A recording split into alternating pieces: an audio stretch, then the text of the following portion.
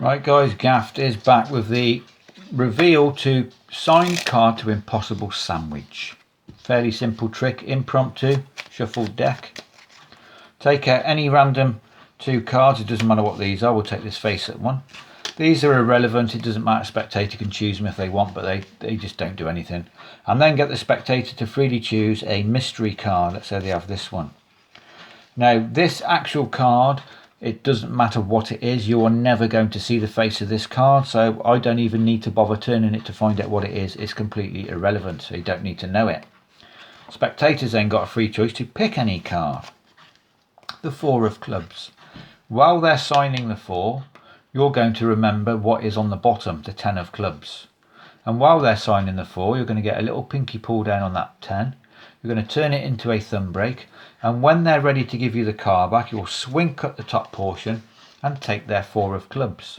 You're now going to turn it over with this part of the deck and deposit the 10 of clubs on top of this 4. So you're going to turn it over and we'll outjog your card.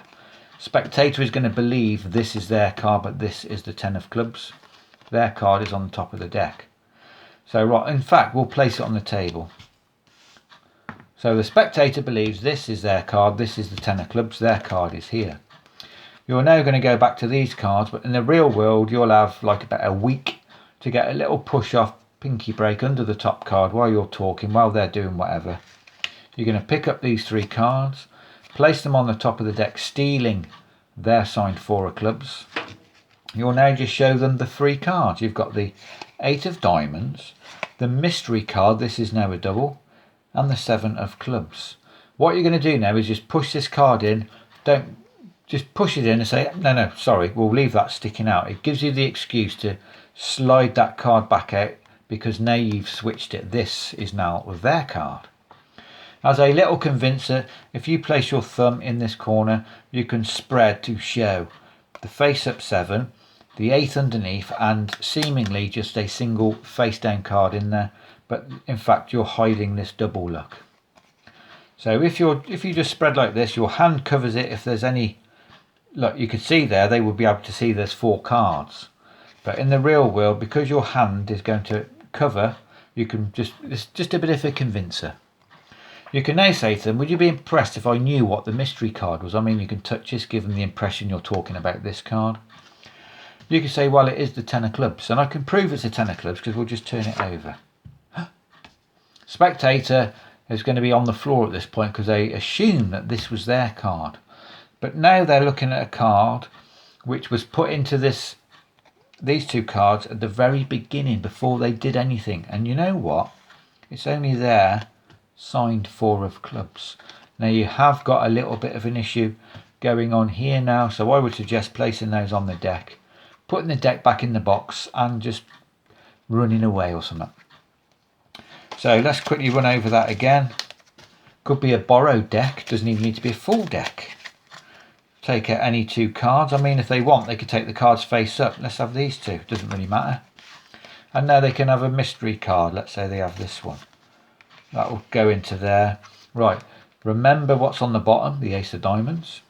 Spectator's got a free choice to pick any card. They're going to get the 4 of spades. While they're signing it, you're going to get a thumb break on that bottom card. The ace of diamonds, don't forget. So you've signed the 4 of spades, and you know what? We'll leave the 4 sticking out the middle. The 4 is actually on the top. This is the ace of diamonds. I'll probably forget. You know what? In fact, we'll leave that on the table. We'll go back to these cards. As you're reaching for these, get your little pinky break. Square them all up, put the deck down, and we've got the 7 of hearts. Right.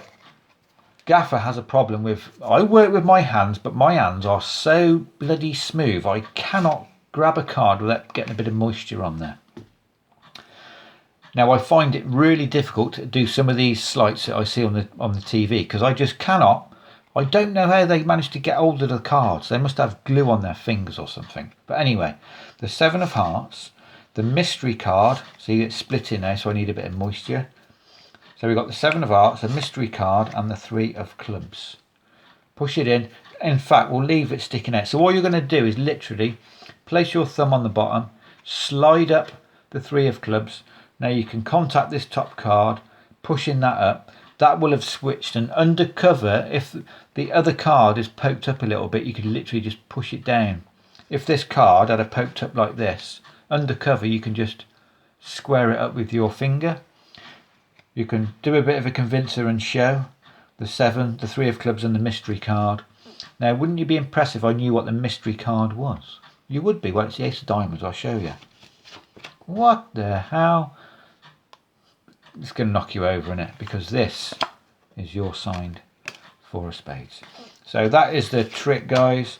Make sure to smash the like button, subscribe to the Gaff Academy, and come back tomorrow for another card trick.